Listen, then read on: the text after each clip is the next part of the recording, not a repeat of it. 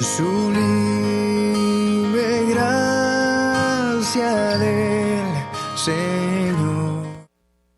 Estamos estudiando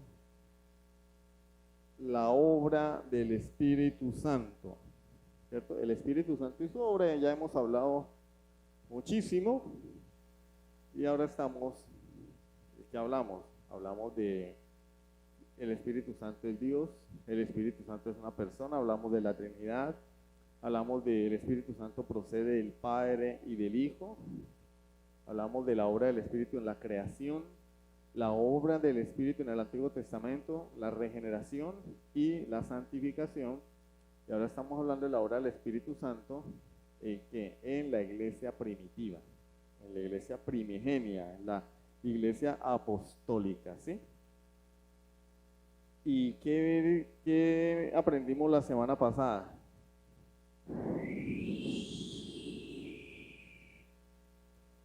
Hablamos del libro de los Hechos. ¿Qué más?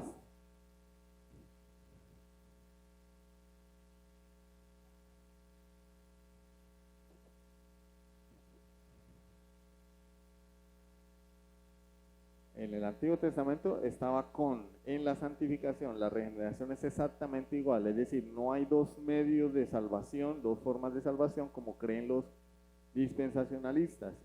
Ellos creen que hay dos formas de salvarse, una siendo judío y otra creyendo en Jesús. Y que a nosotros nos tocó la segunda, creer en Jesús, pero que los judíos se van a salvar por ser judíos, ¿cierto?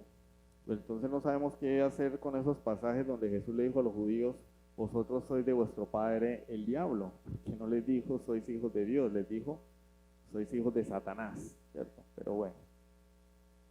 Entonces hemos llegado a el Nuevo Testamento. Y después de la ascensión de Jesucristo, pues ¿qué sucede?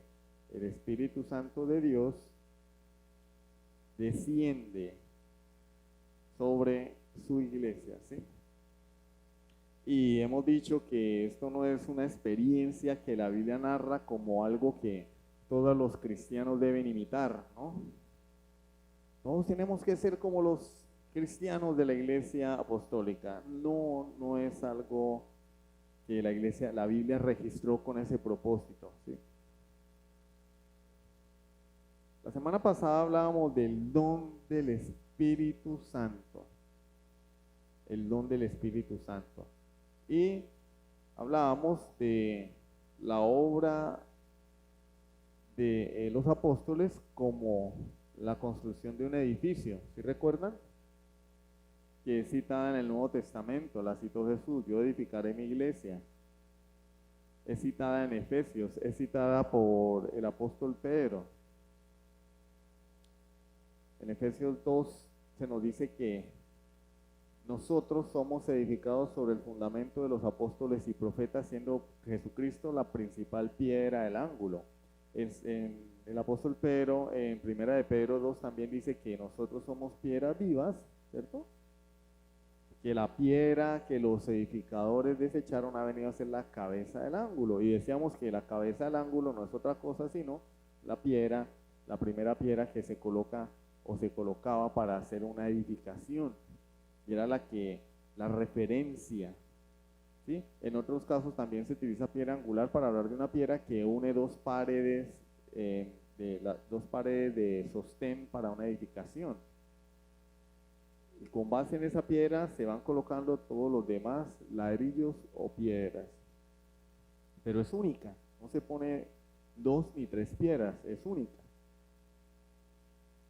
Dando a entender que la obra de Jesucristo se completa en Pentecostés. Es decir, la obra de Jesucristo no finalizó con la resurrección.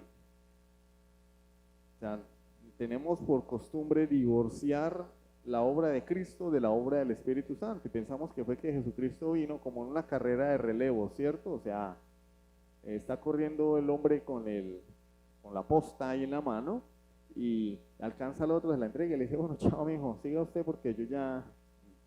Y entonces ya la agarró otra persona. No, la obra de Jesucristo no termina, Él no está entregando la posta allí, Él mismo está completando su obra. con la llegada del Espíritu Santo. Entonces, la obra de Cristo inicia con su nacimiento, su ministerio terrenal, su muerte, su resurrección, su ascensión a los cielos y la venida del Espíritu Santo.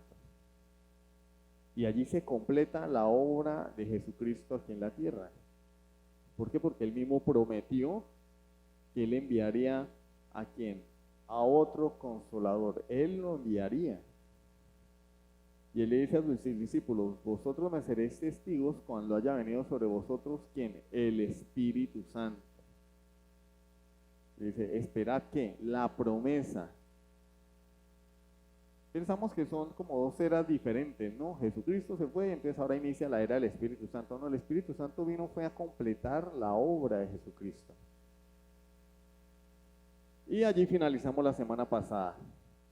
Queda una pregunta, ¿sí? Si Pentecostés no es un hecho que debemos emular, imitar, lo que sucedió allí en Hechos capítulo 2, con el descenso del Espíritu Santo que acabamos de leer, no lo leímos todo porque es más extenso, pero lo que la Biblia relata es que el Espíritu Santo vino, se escuchó un estruendo, la gente salió, estaban en la fiesta de Pentecostés, ¿cierto? Venían judíos de la dispersión, es decir, judíos que venían de otros lugares de la tierra, ¿sí? Que tenían otro lenguaje, y llegaban aquí a Pentecostés a cumplir con el mandamiento de Dios. Era una fiesta por la cual todo judío tenía que venir desde cualquier lugar a Jerusalén a celebrar esa fiesta una vez al año. Y ellos venían cada uno con su idioma, y cuando escuchan a los discípulos del Señor hablar en el idioma propio, su idioma nativo, dicen, ¿esto qué es? Y algunos que no habían entendido la cuestión dijeron, es que están borrachos. Y Pedro dice, no, son las 9 de la mañana, todavía no es hora de beber, nadie se emborracha a esta hora. Lo que sucede aquí es el cumplimiento de la profecía de Joel. Entonces, ¿qué significado tiene Pentecostés? Pues vamos a hablar de eso. El significado de Pentecostés, si les gusta a ustedes escribir, lo pueden anotar. Pentecostés no es una experiencia que encierra un gran potencial que todos debemos explotar, es decir, bueno, ellos tuvieron su Pentecostés, entonces nosotros también vamos a tener aquí nuestro Pentecostés. Y ahí van las iglesias, por eso se llaman pentecostales, porque ellos pretenden emular lo que sucedió allá en la fiesta de Pentecostés. Desean imitarlo, desean replicarlo, reproducirlo artificialmente.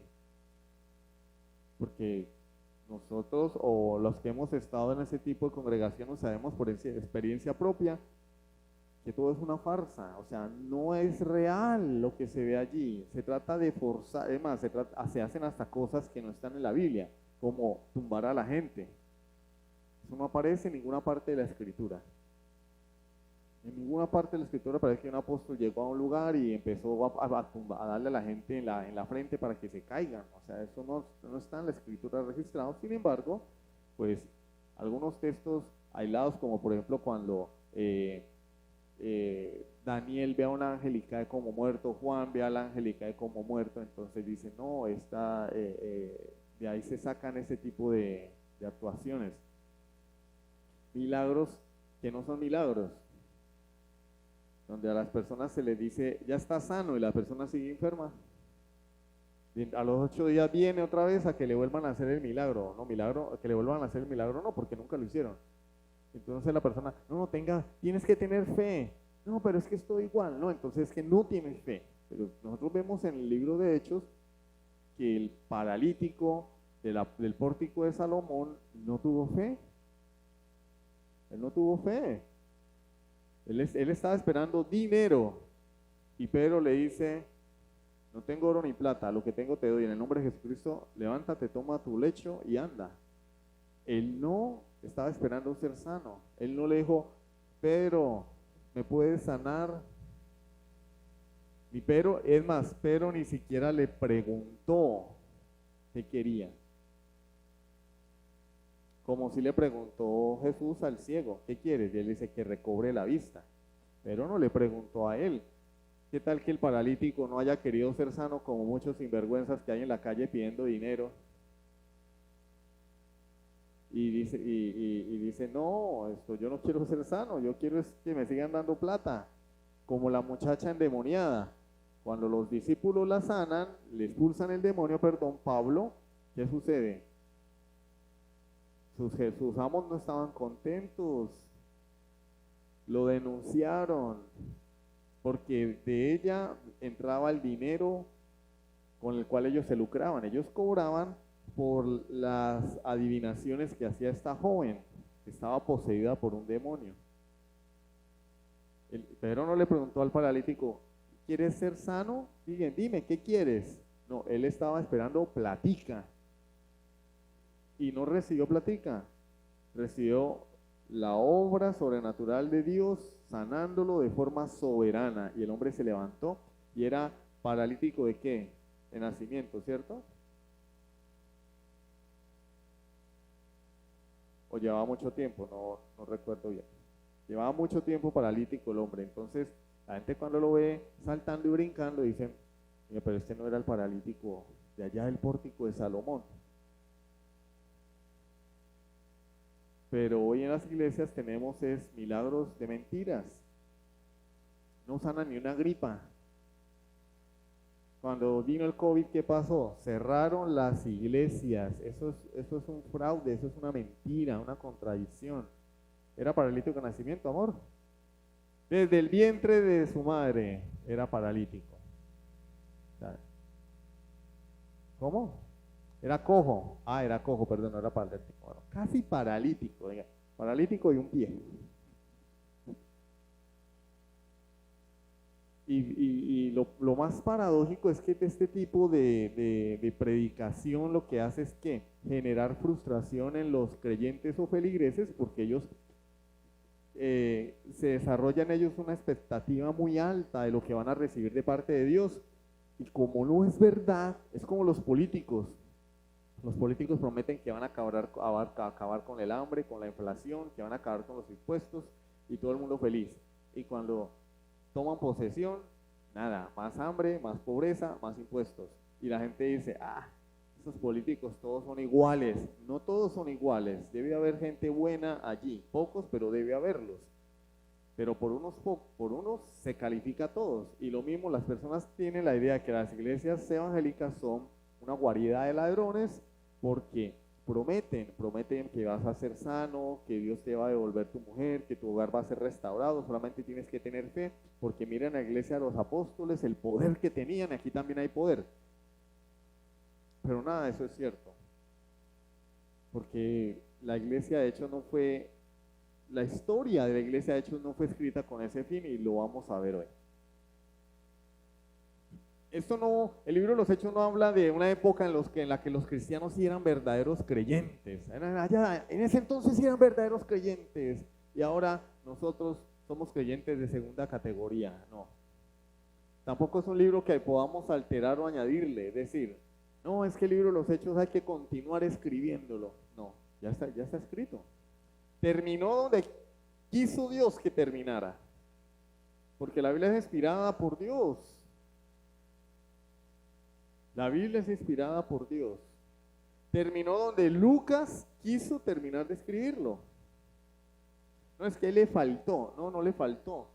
Allí fue donde Dios quiso que finalizara, utilizó a Lucas con ese propósito. ¿Y dónde terminó? Con la finalización de la obra apostólica. Se cumplió, Hechos 1:8. Predicaron en Jerusalén, en Judea, en Samaria y a los gentiles. Finaliza con un Pablo predicando al mundo gentil, viajando por todo el mundo conocido, digo porque pues todavía no habían descubierto América, ¿cierto? El mundo conocido predicando el evangelio. Y eso es lo que nos narra Hechos. Es decir, Hechos 1:8 nos da una vista como a través de un microscopio de todo lo que es el libro de Hechos. Es el resumen de Hechos. la obra misionera de los apóstoles en Jerusalén, en Judea, en Samaria y en el mundo gentil. Y ese es el propósito de Lucas. No es darnos un sermón de lo que deberíamos ser y no somos. No tenemos que ser como la iglesia de los hechos, así, hablar en lenguas y milagros, señales y prodigios y resurrecciones. Pero ¿dónde?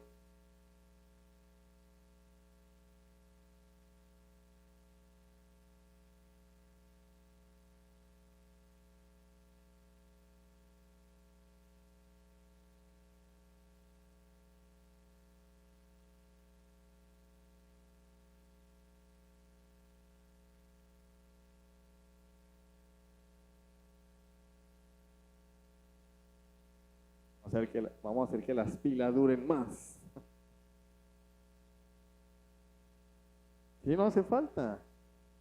Mire, una vez una señora se puso a orar, a ungir la nevera porque se le había dañado. Llame al técnico. Y agarraba la nevera y le echaba aceite y la abrazaba. Decía, en el nombre de Jesucristo yo declaro que esta nevera se arregla ahora. Y ore, y ore, y ore. Adivinen qué pasó. La nevera siguió dañada, le tocó llamar a un técnico. O sea, estos son falacias, fábulas. Bueno, Pentecostés es la culminación de la obra de Cristo en la tierra, obra que se llevó a cabo en la cruz del Calvario, logrando la redención de nuestros pecados. Ese fue el esfuerzo que Jesucristo hizo para entregarnos lo que nos había prometido. Cristo nos dio una promesa, la promesa del Espíritu Santo. Para que ese Espíritu Santo viniera sobre la iglesia, Cristo tenía que morir también. Tenía que morir, resucitar, que su sacrificio fuese aceptable delante de Dios y subir a la presencia de Dios para que el otro consolador viniera a este mundo. Es decir, la venida del Espíritu Santo hace parte de la obra de Jesucristo. Y ese Espíritu Santo es un regalo que se prometió aún desde el Antiguo Testamento, como lo vamos a ver en unos momentos. Vamos a leer Juan 7, 37 al 39. Juan capítulo 7, allí en la fiesta de los tabernáculos, que por cierto se celebró hace poco. Y ahí fue donde los grupo Hamas le tiró las bombas a los judíos. Fiesta de los tabernáculos, fiesta que por cierto algunas iglesias o congregaciones protestantes, judaizantes, celebran sin saber el propósito de esa fiesta. La celebran y ni la celebran bien, porque celebran un solo día y la fiesta de los tabernáculos eran de sábado a sábado, eran 7 días. Pero pues, a cada cual su religión, ¿cierto? Juan 7, 37 al 39, Jesús va a la fiesta de los tabernáculos y dice la palabra: en el último y gran día de la fiesta, Jesús se puso en pie y alzó la voz diciendo: si alguno tiene sed, venga a mí y beba. El que cree en mí, como dice la Escritura, de su interior correrán ríos de agua viva. Esto dijo el Espíritu que habían de recibir los que creyesen en él, pues aún no había venido el Espíritu Santo, porque Jesús no había sido aún glorificado. Si ustedes quieren saber más sobre la fiesta de los tabernáculos, pueden leer Levítico capítulo 23, y allí están todas las fiestas que el Señor ordenó, y se dan algunos detalles sobre la fiesta de los tabernáculos. Ellos tenían que hacer unas chocitas, meterse ahí en la chocita, tenían que llevar una ofrenda, pero la ofrenda ellos la compartían durante ese tiempo, porque esa fiesta era un recordatorio de la provisión de Dios en el desierto, de cómo Dios los sustentó. Y en el último, por eso dice el texto, en el último y gran día de la fiesta. ¿Por qué último y gran día de la fiesta? Porque era el más importante de toda la fiesta, de toda la semana, era el último día. Y en la práctica del Antiguo Testamento, el sacerdote tomaba agua del estanque de Siloé en un recipiente de oro e iba y lo derramaba a los pies del altar del sacrificio. Y lo que Jesús está diciendo aquí es utilizando el mismo lenguaje del Antiguo Testamento, es decir, Jesús nos está explicando la razón de ser de la fiesta de los tabernáculos. El tabernáculo, que era la morada de Dios en el Antiguo Testamento antes de construir el templo, el tabernáculo de Dios. Y la palabra de Dios dice en Juan capítulo 1, versículo 14, dice, ¿cómo es que dice? Se me fue la paloma. Vamos a leerlo. Capítulo 1, versículo 14. Y aquel verbo fue hecho carne y habitó entre nosotros, habitó. Y vimos su gloria, gloria como del unigénito del Padre, lleno de gracia y de verdad. Y la palabra habitó allí, habitó, es la palabra tabernaculizó, por decirlo así. O sea, Cristo es el tabernáculo viviente de Dios, es la presencia de Dios en medio de su pueblo. Es una palabra griega, ekenosen. ¿Qué significa eso? Habitar. Entonces, tabernáculo en español, ¿cierto? O en lenguaje común es la habitación de Dios. Cristo vino y moró entre nosotros. Dios hecho hombre. Dios con nosotros. Y el tabernáculo de Dios se levanta en la fiesta de los tabernáculos y apuntaba a Él, porque, vuelvo y le repito, el propósito de la fiesta de los tabernáculos era recordarle al pueblo de Israel cómo Dios los había redimido de la esclavitud de Egipto y los había sustentado en el desierto para llevarlos a la tierra prometida. Y Él dice, el que cree en mí, en el tabernáculo de Dios, como dice la Escritura, de su interior correrán ríos de agua viva. Y no lo dijo por decirlo, lo dice porque esa era la ceremonia en el último día de la fiesta, derramar agua del estanque de Siloé a los pies del altar. ¿Y qué dice? Esto dijo del Espíritu Santo. O sea, él está diciendo que el pueblo de Dios sería una fuente de agua. El que cree en mí, como dice la Escritura, de su interior correrán ríos de agua viva. ¿Y cuáles son los ríos de agua viva? Dice, esto dijo del Espíritu Santo que habían de recibir los que creyesen en Él. Porque Él aún no había sido, ¿qué? Glorificado. Aún no había venido el Espíritu Santo. O sea, mire cómo desde el Antiguo Testamento, con la fiesta de los tabernáculos, ya el mundo debería entender que allí se está hablando del Espíritu Santo. Esa ceremonia del derramamiento del agua habla del derramamiento del Espíritu Santo que vendría sobre los creyentes cuando en Pentecostés. Y Jesús lo está utilizando. Porque él es el tabernáculo del Dios viviente. Él mora en los hombres. ¿A través de quién Cristo vive en los hombres? A través del Espíritu Santo. Cristo vive en mí, pero explícitamente vive en mí. No, Él vive a través de su Santo Espíritu. Entonces Él aquí no está hablando de hablar en lenguas. Él aquí no está hablando de caerse al piso. Él no está hablando acá de... No, Él está aquí hablando de que de la obra del Espíritu Santo, de permanencia. Y dice que ese pueblo sería un vehículo a través del cual el Espíritu Santo correría.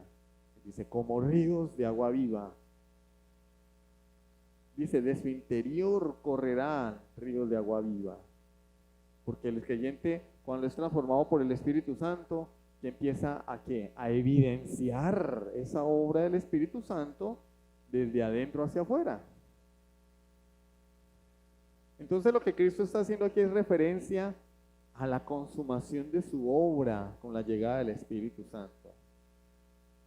Hechos 2, 32 y 33. Hechos capítulo 2, versículos 32 y 33. Hechos capítulo 2, versículos 32 y 33. Mire lo que dice el apóstol Pedro en el texto que leímos en la introducción. A este Jesús resucitó Dios, de lo cual todos nosotros somos testigos. Así que exaltado por la diestra de Dios y habiendo recibido del Padre la promesa del Espíritu Santo, ha derramado esto que vosotros veis y oís. ¿Quién lo derramó? Él está hablando de Jesús. Aquí el sujeto es Jesús. Está hablando de Jesús, está hablando de lo que Jesús recibió de parte de Dios. Exaltación, ¿sí? Exaltado por la diestra de Dios, habiendo recibido la promesa del Padre. Él recibió la promesa del Padre, la promesa del Espíritu Santo. Dice, él ha derramado esto que vosotros veis y oís. ¿Quién derramó? ¿Quién es el agente por el cual se derrama el Espíritu Santo en Pentecostés? Jesucristo mismo. Porque él es quien le envía al Consolador. Entonces, la crucifixión, la resurrección, la ascensión, el recibimiento del Espíritu Santo en Pentecostés son una serie de eventos que constituyen una unidad, no eventos divorciados o separados, o que una cosa es la que hace Jesús y otra cosa es la que hace el Espíritu Santo. No, es toda la obra de Jesús. El Espíritu Santo, ¿por qué viene? Porque Jesús lo envió. Porque Él lo prometió en su ministerio terrenal. Mientras Él estuvo vivo, Él prometió la venida del Espíritu Santo. Y entonces, si Jesús fue crucificado una vez, si Jesús resucitó una vez, si Jesús ascendió a los cielos una vez, ¿cuántas veces tiene que venir Pentecostés? Una sola vez, porque es una obra irrepetible. Es irrepetible la obra de Jesús. Él murió una vez, Él resucitó una vez, Él ascendió a los cielos una vez y envió su Espíritu Santo ¿cuántas veces? Una vez. Lo que sucedió en Pentecostés es irrepetible. No va a volver a suceder, porque era parte de la obra de Cristo, de su ministerio aquí en la tierra. Era la consumación de su obra. Vamos a Hechos 2, 16 al 18, el pasaje que leímos en la introducción.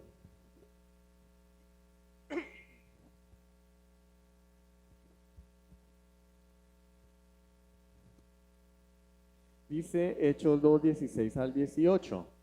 Mas esto es lo dicho por el profeta Joel. O sea, cuando los judíos, las personas que estaban allí decían, no, esta gente está borracha. Él dice, no, ningún borracho. Esto es lo que profetizó el profeta Joel. En los postreros días, dice Dios, derramaré de mi espíritu sobre toda carne, y vuestros hijos y vuestras hijas profetizarán, y vuestros jóvenes verán visiones, vuestros ancianos soñarán sueños, y de cierto sobre mis siervos y sobre mis siervas en aquellos días derramaré de mi espíritu y profetizarán. Lamentable que nuestros hermanos que vienen de Asambleas de Dios no estén aquí hoy, porque os voy a explicar cosas que yo sé que en las cuales ellos tienen confusión, pero pues si no están, bailander, ¿sí o no? Porque no vienen, pues tienen que escuchar el audio y bueno, dice la palabra del Señor que Pedro está diciendo, esto que ustedes están viendo es lo que dijo el profeta Joel. Nuestros hermanos dispensacionalistas dicen que esto es para el fin de los tiempos. El avivamiento que se supone que va a venir sobre la iglesia antes de que Jesús arrebate a su iglesia y venga la gran tribulación. Va a haber un avivamiento y ese avivamiento lo venimos escuchando. Yo lo vengo escuchando desde que tengo uso de razón. El avivamiento y qué gran cruzada de sanidad de milagros. Entonces Luis Palau reunió un poco de gente allá en un estadio. Sí, miren, el avivamiento, eso es lo que dice Joel. Y por allá Antegueo le está diciendo sus chistes y sus tonterías. Y el avivamiento y Cash Luna y Maldonado y todo eso, una sarta de herejes y de apóstatas, ladrones. No, pero está hablando aquí de una forma clara, transparente, inconfundible. Dice, esto...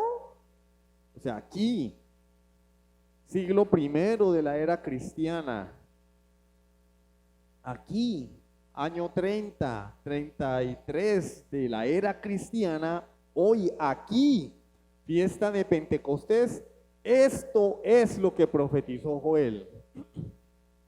¿Qué parte de esto, él lo dicho por Joel, no han querido entender la iglesia hoy. Dicen que no, que eso es para el final de los tiempos, que el avivamiento, y los que estamos viendo es un avivamiento, porque todo el mundo dice que es cristiano, y las iglesias se llenan, pero no. La Biblia profetiza que al final de los tiempos lo que va a venir es apostasía. Y por haberse multiplicado la maldad, el amor de muchos se enfriará. En los postreros tiempos vendrán hombres vanagloriosos, implacables, desobedientes a los padres, amadores de los deleites, etcétera, etcétera, etcétera. Eso es lo que dice la Biblia, no esas suposiciones. El Señor dice, derramaré de mi espíritu sobre toda carne en los postreros días que se inauguran con la venida de Cristo. ¿Por qué se llaman postreros días después de que Jesús asciende a los cielos? Porque ya todo está hecho. Antes no se llamaban los postreros días porque el mundo estaba esperando algo. ¿Qué era ese algo? El cumplimiento del pacto de Dios, el nuevo pacto. La llegada del Mesías prometido, pero ya llegó el Mesías. ¿Ahora qué esperamos? Pues nada, que Él vuelva, pero ya todo está hecho. Él lo dijo, consumado es.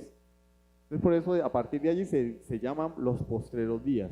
Los postreros días, dice Dios, derramaré mi espíritu sobre toda carne. Es decir, ya no solamente sobre los judíos vendría el Espíritu Santo, sino sobre todo el mundo sin distinción. Vuestros hijos y vuestras hijas profetizarán. Hermano, pero es que dice que van a profetizar. Sí, pero es que profetizar, ¿qué es? Predicar la palabra de Dios. Predicar la palabra de Dios. Y en algunos contextos también es alabar al Señor, rendirle culto. Vuestros jóvenes verán visiones y vuestros ancianos soñarán sueños. Hermano, pero es que allí dice, mire, usted dice que ya no hay profetas y ahí dice que también que nuestros jóvenes verán visiones y los ancianos soñarán sueños. O sea que si yo tengo un sueño no estoy ahí porque los sueños solamente son para los viejitos. Y si un viejito tiene una visión, no está bien porque las visiones solamente son para los jovencitos. Aquí lo dice, vuestros jóvenes verán visiones. No dice, vuestros jóvenes soñarán sueños. Pero es que esta profecía fue hecha en Joel utilizando un lenguaje del Antiguo Testamento, como hablaba Dios en el Antiguo Testamento, a través de visiones, de sueños, de profecía, a través de figuras, de tipos. Entonces lo que él está aquí diciendo es que cada uno, está hablando de forma particular, cada persona va a tener la capacidad de oír la voz de Dios. Ya no hay un profeta al que yo tenga que decirle, háblame, como la iglesia carismática dice hoy. No viene el profeta y te va a dar una palabra de Dios. Y la palabra de Dios es, tú eres el hombre que Dios ha llamado para este pueblo. Trae tu pacto, trae tu diezmo, trae tu ofrenda, trae tu espiga. Todas esas burradas. No. Lo dice Hebreos 8:11. Vamos a Hebreos 8:11 que hace referencia a Jeremías 31. O sea, aquí el escritor de los Hebreos está citando Jeremías capítulo 31. Y en Hebreos 8:11 dice, miren lo que dice, él está citando Jeremías 31 desde el versículo 8. El versículo 10. Después de aquellos días, dice el Señor, pondré mis leyes en la mente de ellos, sobre su corazón las escribiré. Seré a ellos por Dios y ellos me serán a mí por pueblo. Qué coincidencia, cómo se parece a Ezequiel 36 también, ¿cierto? Y ninguno enseñará a su prójimo, ni ninguno a su hermano, diciendo, conoce al Señor, porque todos me conocerán. ¿Quiénes? Desde el menor hasta el mayor de ellos. ¿Quiénes me conocerán? Los jóvenes, desde los jóvenes hasta los ancianos. Los jóvenes tendrán visiones, los ancianos soñarán sueños. Es decir, cada persona a través del Espíritu Santo va a ser ministrada, Dios le va a hablar a cada persona, y ya no tenemos que ir al profeta de turno, o brujo, o adivinador evangélico, pseudoevangélico, a que me diga, así te dice el Señor. No, porque el Espíritu Santo me va a hablar a través de la palabra de Dios a cada quien. Yo quiero escuchar la voz de Dios, vengo a la Biblia en oración, leo la Escritura y Dios me va a hablar. Eso no hace a un lado la enseñanza. Aquí no está diciendo que Dios no va a usar maestros, porque también en Efesios 4 dice que los dones hombre, ¿sí? Apóstoles, profetas, evangelistas, pastores y maestros están dados para edificar al cuerpo, para preparar al cuerpo para la obra del ministerio. Pero esto no hace de lado el aprendizaje de la Escritura. Esto lo que está diciendo es que ya no hay un mediador entre Dios y yo que me diga lo que Dios quiere que yo sepa. Dios me lo va a decir a través de su palabra. De cierto, sobre mis siervos y sobre mis siervas en aquellos días derramaré mi espíritu y profetizarán. Acá lo que está hablando es de la universalidad del derramamiento del Espíritu Santo. Y cuando digo de forma universal, vuelvo y lo digo, no sin excepción, sino sin distinción. Y acá lo está utilizando también otra figura para darlo a entender. ¿Cuál? Las clases sociales. Sobre los siervos y sobre las siervas, sobre los esclavos. Es decir, él está diciendo hasta la gente más pobre e insignificante podrá experimentar la obra de Dios. Porque Dios no hace acepción de personas. Hechos 2, 19 al 21. Hechos capítulo 2, versículos 19 al 21. Y daré prodigios arriba en el cielo y señales abajo en la tierra, sangre y fuego y vapor de humo.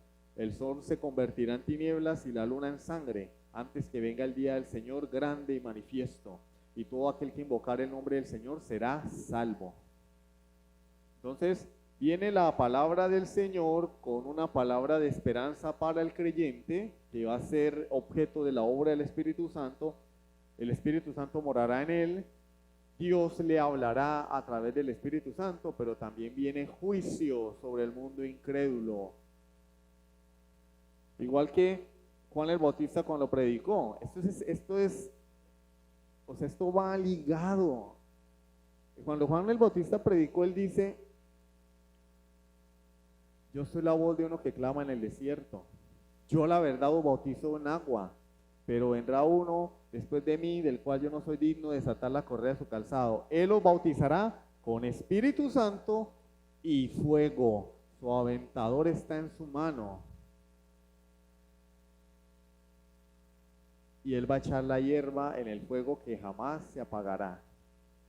Está diciendo juicio. Entonces Juan el Bautista traía por un lado esperanza para los que se arrepentían y juicio para los que no se arrepentían. Y Pedro está haciendo aquí exactamente lo mismo. Está diciendo, porque finaliza el texto diciendo: y todo el que invocar el nombre del Señor será salvo. Un llamado al arrepentimiento. Les está recordando a ellos eso. Y ellos conocían esta palabra. Ellos conocían la profecía de Joel. Y él les está diciendo: acá se está cumpliendo la palabra de Dios. Pero ustedes deben arrepentirse, porque vendrá juicio. ¿Y dónde dice juicio? Bueno, porque utiliza elementos del Antiguo Testamento que siempre que se mencionan son señal de juicio y hablan de la ira de Dios. Y de forma inequívoca utiliza el día del Señor. Y el día del Señor, la mayoría de las veces, se utiliza para describir el fin del mundo. El día del juicio. Entonces lo que le está diciendo es: el que se arrepienta tendrá el Espíritu Santo de Dios, así como estos que están aquí predicando el Evangelio en otros idiomas, profetizado en el Antiguo Testamento. Pero viene el juicio de Dios. Vendrá el juicio de Dios para aquellos que no se arrepienten. Todo aquel que invoque el nombre de Dios, todo aquel que se arrepienta y adore a Dios será salvo. Es lo que dice este pasaje. Entonces, por un lado nos presenta el inicio de la iglesia y por otro lado el fin de los tiempos. Si algún significado tiene Pentecostés, es que el Espíritu Santo, pues además de ser la consumación de la obra de Jesucristo, vino a habitar en los creyentes de forma irrevocable. Es decir, si un creyente tiene el Espíritu Santo no se va a ir, porque es hijo de Dios. Juan 14:12. De cierto os digo, el que en mí cree, las obras que yo hago, él las hará también. Y aún mayores hará, porque yo voy al Padre. Entonces, tengo que explicarlo también. Yo desearía no explicarlo porque es que me va a quitar tiempo, pero es que hay personas que sí ve. Y Entonces, allá está el predicador que pasó un río lleno de cocodrilos, que porque él iba a hacer cosas mayores que Jesús. Adivinen qué pasó. Se lo comieron, ese día los cocodrilos se pegaron un banquete. Eso fue cierto, no es un chiste, es chistosísimo. Me da risa ver eso porque es que la gente no tiene sentido común. Y por allá hay otros que utilizan el pasaje de Marcos 16, tomarán serpientes en sus manos y no les hará daño, tomarán veneno.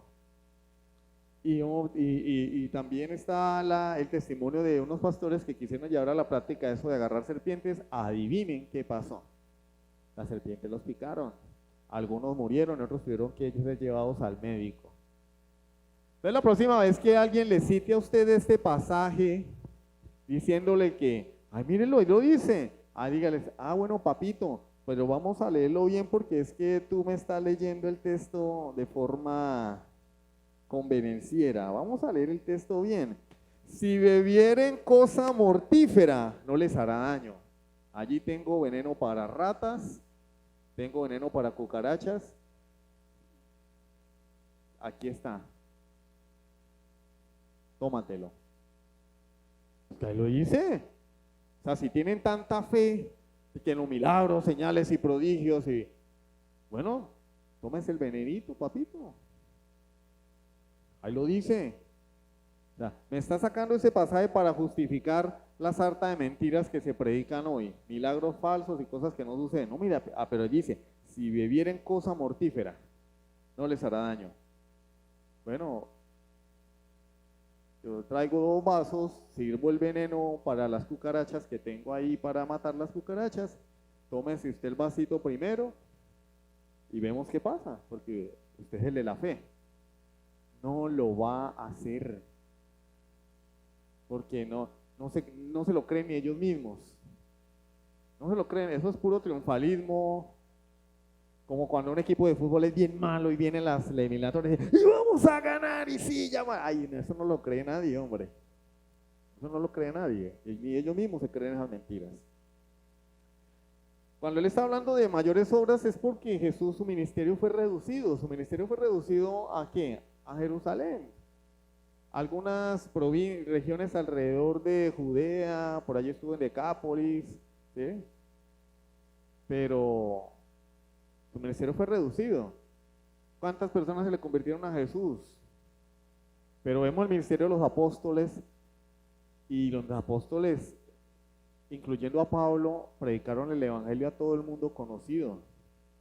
En el primer sermón de Pedro se convirtieron 3,000 personas. O sea, ellos hicieron cosas más grandes que las que hizo Jesús. Y él dice, ¿por qué? Dice, porque yo voy al Padre. Yo me voy de aquí. Y ustedes van a hacer cosas más grandes que yo, porque yo voy a estar con ustedes. ¿A través de quién? Del Espíritu Santo. Juan 14, 16 al 17.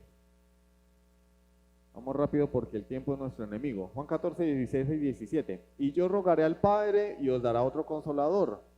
Es allí en el mismo capítulo, ¿no? Para que esté con vosotros para siempre. El Espíritu de verdad al cual el mundo no puede recibir porque no le ve ni le conoce. Pero vosotros le conocéis porque mora con vosotros y estará en vosotros. Es la promesa del Espíritu. Entonces, ¿por qué la iglesia hoy hace más cosas más grandes que las que hizo Jesús? Porque el Espíritu Santo está con nosotros. Las cosas mayores, milagros, señales y prodigios. No. La obra de Jesús, predicación del Evangelio. La gente se convierte, o sea, un predicador puede hacer que millones de personas se conviertan al Evangelio. ¿A través de qué? De un video. A través de las redes sociales. A través de la televisión, a través de la radio, a través del texto escrito, a través de un blog. Jesús no. Jesús no. Cuando Jesús lo crucificaron, ¿quiénes estaban con él? Juan y las Marías. Estaba solo. Cuando Jesús ascendió a los cielos, ¿cuántas personas lo habían visto? 500 personas. Pero a lo largo, después de la muerte de Jesús, de la ascensión a los cielos, millones de personas se han convertido al Evangelio por la obra de los apóstoles, de los discípulos, de los padres de la iglesia, de los reformadores, de los puritanos, y pare de contar. ¿Sí o no? Obras mayores que las que él hizo. ¿Por qué? Porque él está con nosotros a través del Espíritu Santo. Juan 14, 18. No os dejaré huérfanos, vendré a vosotros.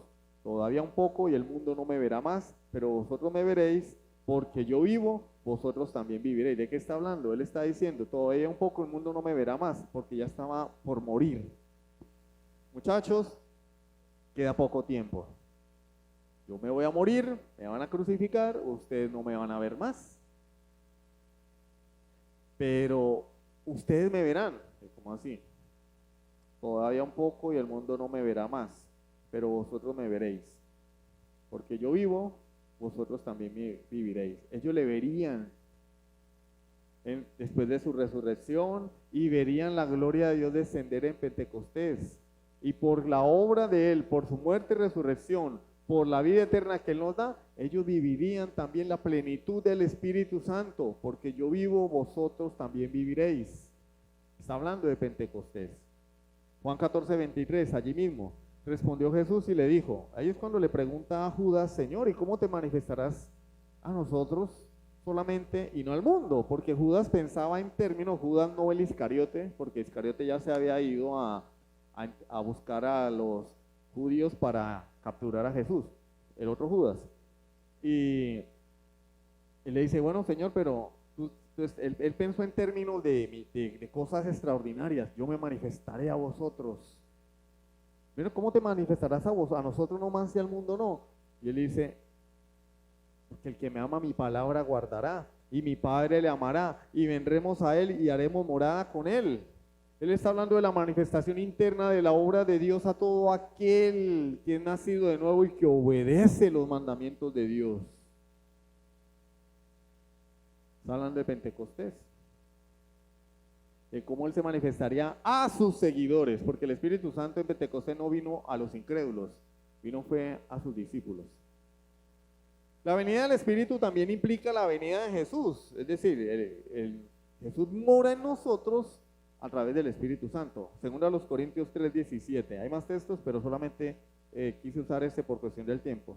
Según a los Corintios 3:17. Porque el Señor es el Espíritu. ¿Cuál Señor? Jesús. Él es el Espíritu. Y donde está el Espíritu del Señor, allí hay libertad. Y también tenemos Romanos 8, donde dice, si alguno no tiene el Espíritu de Cristo, no es de Él. ¿De cuál Espíritu está hablando? El Espíritu Santo. Vemos también cómo la gran comisión se cumple en Pentecostés. La gran comisión, sí, Mateo 28, 20. Mateo 28 dice, toda potestad me da en los cielos y en la tierra. Por tanto, id y hacer discípulos a todas las naciones, bautizándolos en el nombre del Padre, del Hijo y del Espíritu Santo, enseñándoles que guarden todas las cosas que yo os he mandado, y aquí yo estoy con vosotros todos los días hasta el fin del mundo. ¿Y cómo estaba Él con el pueblo? ¿Cómo capacitó Él a sus discípulos? Él allí les está dando una promesa, los está mandando a hacer una misión, les está encargando una obra y les está diciendo, yo estaré con vosotros. ¿Cómo? Si Él se fue. Porque Él está con nosotros por su Espíritu, a través del Espíritu Santo. O sea, mire que ya aún en la gran comisión, Él estaba prediciendo Pentecostés. Y de hacer discípulos a todas las naciones. ¿Si acaso eso no se parece a Hechos 1:8? Pero recibiréis poder cuando haya venido sobre vosotros el Espíritu Santo y me seréis testigos en Jerusalén, en Judea, en Samaria y hasta en lo último de la tierra. ¿Acaso no es lo mismo? Y de hacer discípulos a todas las naciones. Yo estaré con vosotros todos los días hasta el fin del mundo. Pentecostés es el cumplimiento de la obra de Jesucristo. La presencia del Espíritu Santo también es la presencia del Cristo exaltado. Lucas 24:49. Bueno, no, ese tiene que ver es con Mateo 28, porque él dice, toda potestad me da en los cielos y en la tierra. De la presencia del Espíritu Santo es la presencia de Cristo exaltado a la diestra de Dios. Lucas 24:49. He aquí yo enviaré la promesa de mi Padre sobre vosotros, pero quedaos vosotros en la ciudad de Jerusalén hasta que seáis investidos de poder desde lo alto. ¿Qué dice? Yo enviaré la promesa de mi Padre sobre vosotros. ¿Quién envió al Espíritu Santo? Jesucristo. Es la promesa del Padre. Yo le enviaré sobre vosotros. Quedaos aquí en Jerusalén hasta que seáis investidos de poder desde lo alto. Pero eso lo prometió Jesús. Pero a nosotros se nos ha querido enseñar que es que Jesús se fue y el Espíritu Santo vino a reemplazarlo. No, el Espíritu Santo no vino a reemplazar a Jesús, el Espíritu Santo vino a continuar la obra de Jesús, a completarla en Pentecostés, para que el fundamento de nuestra fe cristiana fuera puesto. Y una vez puesto el fundamento, como dice el apóstol Pablo, nosotros somos edificados y sobreedificados, pero ya el fundamento de la obra ya ha sido puesto. Hechos 1:4, Hechos capítulo 1, versículo 4. Estando juntos, les mandó que no se fueran de Jerusalén. Miren que lo que acabamos de leer está en Lucas, ¿no? Y Lucas también escribió el libro de Hechos. Estando juntos, les mandó que no se fueran de Jerusalén, sino que esperasen la promesa del Padre, la cual les dijo, oíste de mí. Está diciendo exactamente lo mismo, tanto en Lucas como en Hechos. Porque es que, vuelvo y les digo lo mismo. Nosotros agarramos la Biblia y con un machete y la cortamos en pedazos y decimos esto no tiene que ver con esto, no. Es como si el libro de Hechos de los Apóstoles fuera otra historia diferente, no. Lucas está diciendo en Hechos exactamente lo que ya había dicho en su Evangelio. Porque el Evangelio de Lucas lo escribió Lucas, ¿cierto? Y lo que, claro, él está haciendo aquí referencia a las palabras de Jesús en Lucas, en su Evangelio. Pero en Hechos está citando sus palabras en su tratado anterior. En Hechos está diciendo lo mismo que ya había dicho en el Evangelio. Porque es una continuidad. Hay una continuidad en la obra de Jesús. Hay una continuidad allí. Entonces no podemos coger un machete y cortar la Biblia después del Evangelio de Juan y decir, bueno, aquí viene el libro de Hechos, ahora llegó la era de la iglesia y todos tenemos que ser así. No. Pentecostés es el cumplimiento, la consumación de la obra de Jesucristo. Entonces, para finalizar, la promesa del Espíritu Santo, ¿cuál es la promesa del Espíritu Santo? No son los dones, que si yo hablo en lenguas, que si yo hago milagros, no son un don en particular como el don de lenguas, es el don del Espíritu Santo, lo que sucedió allí en Hechos. Si ustedes leen el libro de Hechos, que lo vamos a ver más adelante, no todos los creyentes hablaban en lenguas. No todas las veces que se narra que hubo gente que se convirtió, la gente hablaba en lenguas. No todas las veces. Pero ahora nosotros nos quieren decir que es que todos los creyentes tienen que hablar cosas que nadie entiende, balbuceos. Ahora yo les pregunto y de forma concienzuda, reflexionemos. Cuando una persona dice algo que la Biblia no dice, ¿cómo se le dice a esa persona? ¿Cómo se le dice? Mentiroso. ¿Qué? Falso. Y yo no le digo, esta es una doctrina de error, antibíblica, satánica. Ay, el hermano está exagerando. Pues si no fuera satánica, los del Kundalini no la practicarían. Los del Kundalini también se caen al piso, dan vueltas, tumban gente y hablan en lengua supuestamente. Qué cosa que los brujos también lo hacen. Ah, es que ellos nos están imitando a nosotros. Y no será más bien que él el mismo cuento, porque lo que la iglesia moderna hace no tiene sustento bíblico. Y lo vamos a ver, es que esto solamente es el comienzo, este es el abrebocas de esta discusión donde vamos a desenmarañar esto y vamos a demostrar que eso no tiene ningún sustento bíblico. Así que tengan paciencia. Lo que se dio allí fue Dios mismo habitando en el creyente. Dios Padre en Cristo mediante el Espíritu Santo. Eso es lo que sucedió en Pentecostés. Y pues con el paso del tiempo vamos a ver que hubo otros episodios donde se replicó Pentecostés, pero fue que exactamente como Hechos 1:8 lo dijo, Jerusalén, Judea, Samaria y en los gentiles.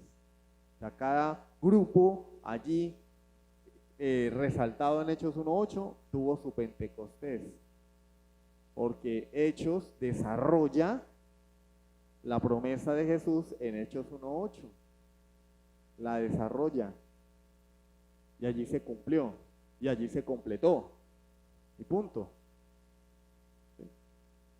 Bueno, hermanos, vamos a hacer una oración y entramos al tiempo de las peticiones de oración. ¿Listo? Bendito Dios y Padre Celestial, te alabamos, te damos honra y gloria, Señor, por tu palabra. Gracias por estos estudios que nos liberan de algunas dudas y errores que teníamos en nuestra mente por la mala enseñanza.